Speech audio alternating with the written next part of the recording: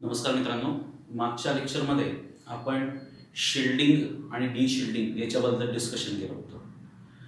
त्याच्यामध्ये आपण बघितलं होतं की ॲसिटिलीन मॉलिक्युल्सचे जे प्रोटॉन्स आहेत ते शिल्डेड प्रोटॉन्स आहेत आणि त्याचा सिग्नल कुठे मिळतोय? अप फील्डला मिळतोय.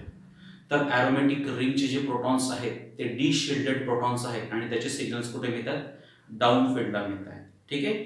मग हे जे सिग्नल्स ज्या ठिकाणी मिळतात, ज्या पॉईंटला त्या पर्टिक्युलर प्रोटॉनसाठी रेझोनन्स ऑफर होतो त्या पॉईंटला आपल्याला काय मिळत असतो? सिग्नल्स मिळत असतो. मग हे सिग्नल मिळण्याची जी पोझिशन आहे त्या पोझिशनला काय म्हणतात त्याच्याबद्दल आपण आज चर्चा करणार आहोत. ठीक आहे. आजचा डिस्कशनचा टॉपिक आहे केमिकल शिफ्ट. काय दिलं आपण याच्यामध्ये? Chemical shift is the position along एनिमार spectrum. Chemical shift काय आहे? पोझिशन आहे. कशाची पोझिशन? Along एनिमार spectrum. एनिमार स्पेक्ट्रम मध्ये ज्या ठिकाणी पीक मिळते ती पीकची जी पोझिशन आहे त्या पोझिशनला आपण काय म्हणणार आहे? केमिकल शिफ्ट म्हणणार आहे. ठीक आहे. परत एकदा बघूयात. Chemical shift is the position along एनिमार spectrum at which a resonance occurs for a particular nucleus in a specific molecular environment. प्रत्येक ऑर्गॅनिक कंपाऊंड मध्ये हायड्रोजन्स आहेत. प्रत्येक ऑर्गॅनिक कंपाऊंड मध्ये हायड्रोजन असल्यामुळे सगळ्या हायड्रोजनची पीक आपल्याला एकाच ठिकाणी मिळायला हवी होती. फिनॉल मध्ये जो OH ग्रुप आहे त्याच्यासाठी जो हायड्रोजन आहे त्याच्यासाठी पण पीक एकाच ठिकाणी मिळायला पाहिजे होती. मिथेनमध्ये जो प्रोटॉन आहे हायड्रोजन आहे त्याच्यासाठी पण एकाच ठिकाणी सिग्नल मिळायला पाहिजे होता. पण तसं मिळत नाही. प्रत्येक जे प्रोटॉन्स आहेत त्या प्रोटॉन्सचं सिग्नल कुठे मिळतं आहे? आपल्याला वेगळ्या वेगळ्या ठिकाणी मिळतं आहे. तो प्रोटॉन रेझोनंट व्हायला जे magnetic field, applied magnetic field लागतं आहे ते वेगळं आहे. ते मॅग्नेटिक फील्ड कशावर डिपेंड आहे? Molecular environment. कशावर डिपेंड आहे? त्याच्या सभोवताली काय वातावरण आहे त्या वातावरणावर त्याचं रेझोनन्स ऑकर होणं डिपेंड असतं. एक्झाम्पल बघू. दोन दिसत आहेत आपल्याला. एक आहे CH, ठीक आहे, आणि दुसरा आहे OH. दोघांमध्ये काय दिसतं आपल्याला? हायड्रोजन आहे. हा जो CH आहे या CH चा सपोज आपण म्हणूयात HA आणि जो OH आहे त्याला आपण म्हणूयात HB. ठीक आहे. दोघं ठिकाणी हायड्रोजन असल्यामुळे दोघं आपल्याला काय एक्सपेक्ट आहे? दोघं हायड्रोजनचं सिग्नल आपल्याला एकाच ठिकाणी मिळालं आहे अशी आपली अपेक्षा आहे. पण मित्रांनो तसं होत नाही. का होत नाही याच्याबद्दल आपण मागे डिस्कशन केलं होतं. आपण ते शॉर्टमध्ये बघू. HA ला कोण अटॅच आहे? कार्बन अटॅच आहे. कार्बन हा इलेक्ट्रॉन विड्रॉइंग आहे का? नाही.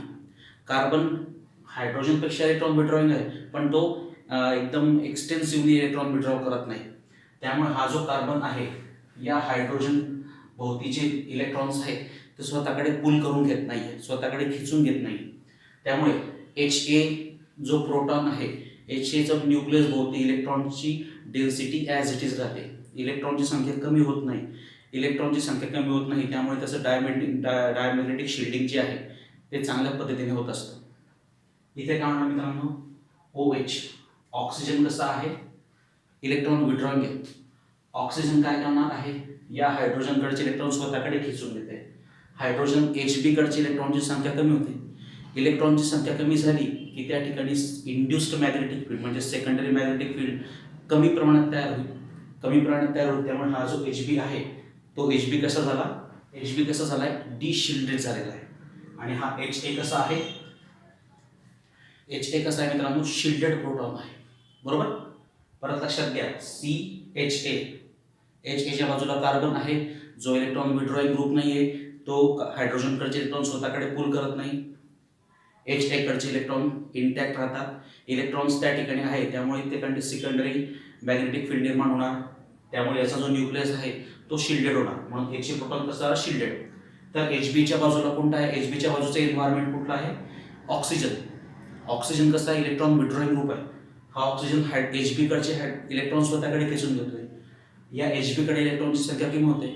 इलेक्ट्रॉनची संख्या कमी झाल्यामुळे सेकंडरी इंड्युस्ड मॅग्नेटिक फील्ड कमी निर्माण होणार. त्यामुळे हा जो प्रोटॉन आहे हा प्रोटॉन कसा होतो? डिशिल्डेड. ठीक आहे. वरचा शिल्डेड आणि खालचा डिशिल्डेड. त्यामुळे आपण मागे बघितलं होतं आपण मागे काय बघितलं होतं, जे शिल्डेड प्रोटॉन्स आहे त्याचे सिग्नल्स कुठे मिळत आहेत, त्याचे सिग्नल कुठे मिळत आहे, अप फील्डला मिळत आहेत. आणि जे डी शिल्डेड प्रोटॉन आहे त्याचे सिग्नल कुठे मिळत आहे, डाऊन फील्ड. ठीक आहे, अप फील्डला कोणाचे मिळत आहे, शिल्डेड प्रोटॉन्स, आणि डाऊन फील्डला कोणाचे मिळत आहेत,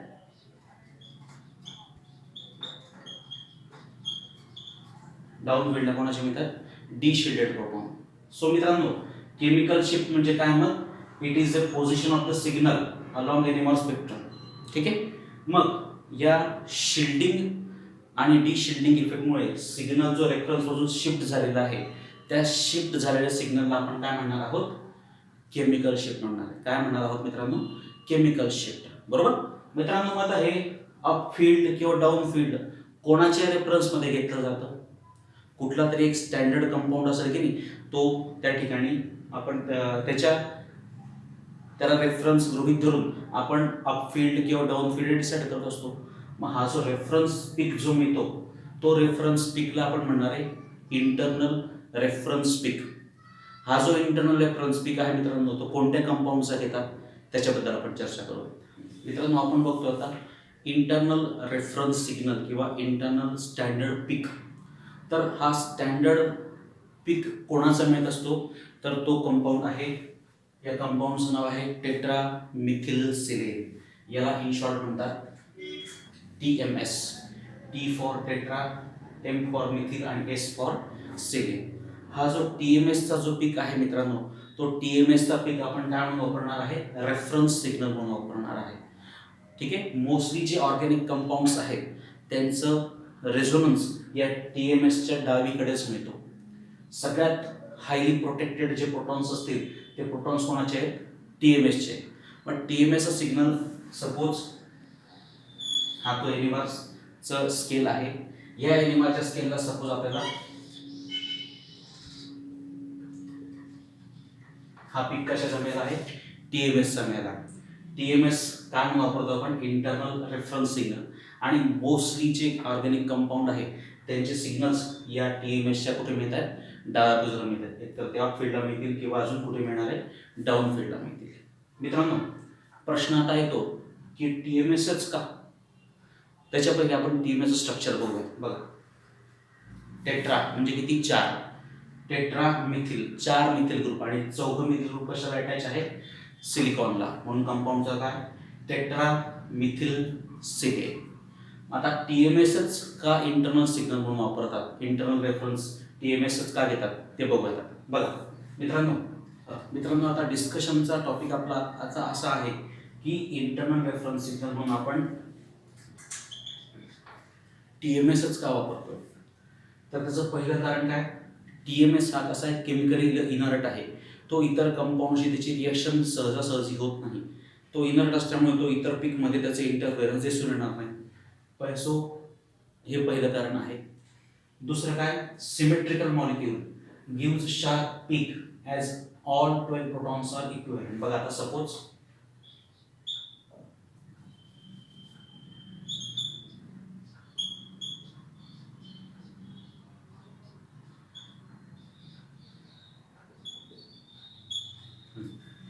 आता हा सिमेट्रिकल मॉलिक्यूल आहे आणि त्याचं एन्व्हायरमेंट सारखं आहे का ते बघूया. हा एक CH3, सपोज याला आपण C1 म्हणूया, C1CH3, त्याच्या बाजूला सिलिकॉन, C2CH3, त्याच्या बाजूला पण सिलिकॉन, याच्या बाजूला सिलिकॉन, याच्या बाजूला सिलिकॉन. चौघं जे मिथिल ग्रुप आहे त्याचं एन्व्हायरमेंट कसं आहे, सारखं आहे. एन्व्हायरमेंट सारखं आहे त्यामुळे जे चौघं मिथिल ग्रुप्स आहेत त्याला लागले जे हायड्रोजन्स आहेत ते हायड्रोजन्स कसे असणार आहेत, इक्विव्हॅलेंट. इक्विव्हॅलेंट हायड्रोजन्स असल्यामुळे ते आपल्याला काय मिळणार आहे, एकच सिंगल पीक देणार आहे. त्याच्यानंतर हे जे आपले प्रोटॉन्स आहेत मित्रांनो, हे प्रोटॉन्स कसे शिल्डेड आहेत, कारण की हा ग्रुप काही इलेक्ट्रॉन विड्रॉ करत नाही. इलेक्ट्रॉन विड्रॉ करत असल्यामुळे यांच्या सभोवताली जे इलेक्ट्रॉनचं प्रोटेक्शन्स आहे ते ॲज इट इज राहतात.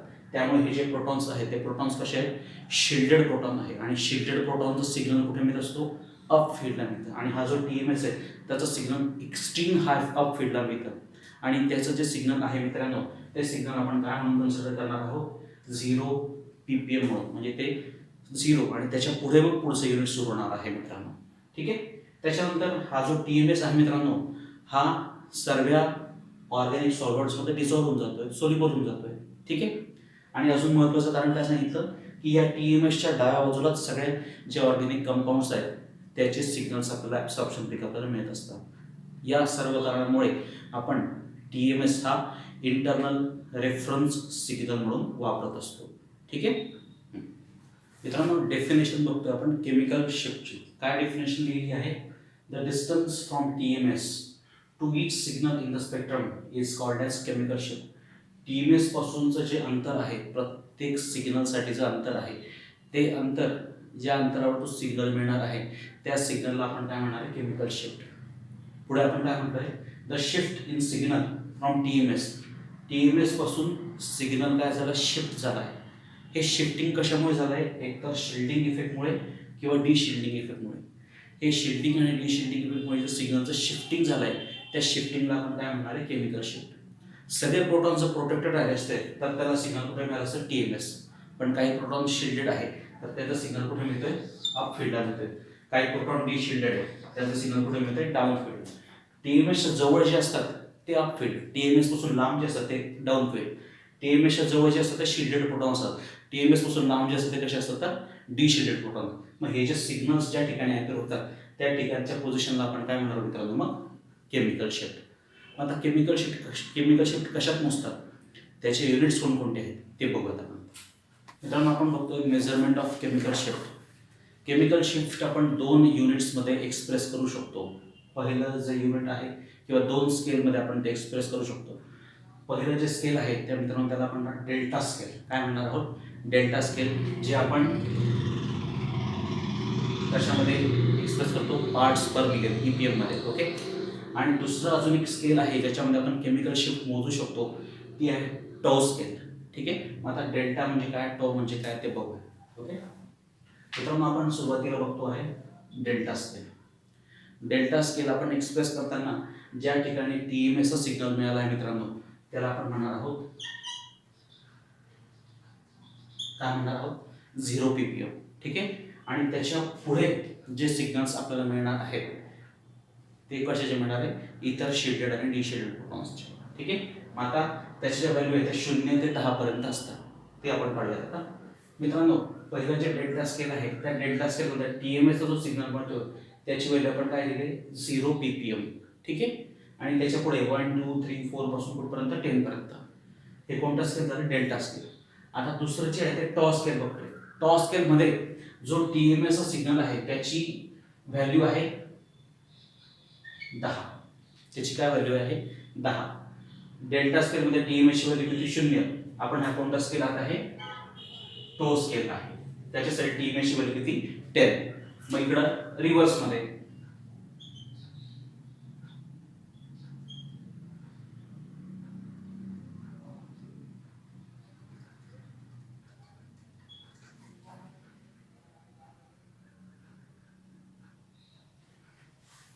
काय डिफरन्स आहे डेल्टा आणि टॉ मध्ये. डेल्टा स्केलमध्ये TMSचा जो पीक मिळतो त्याची व्हॅल्यू 0 ppm आहे. ठीक आहे, डेल्टासाठी. आणि तेच समजा टॉ मध्ये एक्सप्रेस केलं तर TMSची व्हॅल्यू किती, 10. मग डेल्टा आणि टॉ मध्ये रिलेशन काय आहे ते बघू आपण. डेल्टा इज इक्वल टू काय, 10 मायनस टॉ, और टॉ इज इक्वल टू काय, 10 मायनस डेल्टा. सपोज एखादा प्रोटॉन आहे ज्याची डेल्टा व्हॅल्यू आहे 3. डेल्टा व्हॅल्यू किती, 3. मग समजा आपल्याला त्याची टोची व्हॅल्यू काढायची, कशाची व्हॅल्यू काढायची, टोची व्हॅल्यू काढायची. मग त्याचा फॉर्म्युला काय, 10 मायनस डेल्टा. आपण आता काय म्हणतोय, एक प्रोटॉन आहे त्याची डेल्टा व्हॅल्यू किती आली, 3. मग 10 मायनस 3 इज इक्वल टू 7 टो. बघा, आपण जर बघितलं डेल्टाची व्हॅल्यू 3 असेल तर टोची व्हॅल्यू किती येते, 7. सपोज एखादा प्रोटॉन आहे ज्याची टो व्हॅल्यू आहे 6, त्याची आपल्याला डेल्टा व्हॅल्यू काढायची. तर मग त्याचं रिलेशन काय, delta is equal to 10 minus two. मग इज इक्वल टू, आता काय म्हटलं आपण, टोची व्हॅल्यू किती, 6. मग 10 minus 6, delta is equal to किती येते, 4. टोची व्हॅल्यू 6 आहे तर डेल्टाची व्हॅल्यू किती येते, 4 येत आहे. अशा पद्धतीने आपण केमिकल शिफ्ट्स एक्सप्रेस करू शकतो by using delta as well as tau scale. So मित्रांनो, आजच्या लेक्चरमध्ये आपण डिस्कशन केलं आहे केमिकल शिफ्ट. उद्याच्या लेक्चरमध्ये आपण काही कंपाऊंड्स बघू. त्या कंपाऊंड्समध्ये सिमेट्रिकल प्रोटॉन कोणते, अनसिमेट्रिकल प्रोटॉन, किती प्रकारचे प्रोटॉन्स आहेत आणि वेगवेगळे कंपाऊंड्सचे केमिकल शिफ्ट कुठे मिळतात त्याच्याबद्दल चर्चा करणार आहोत. धन्यवाद.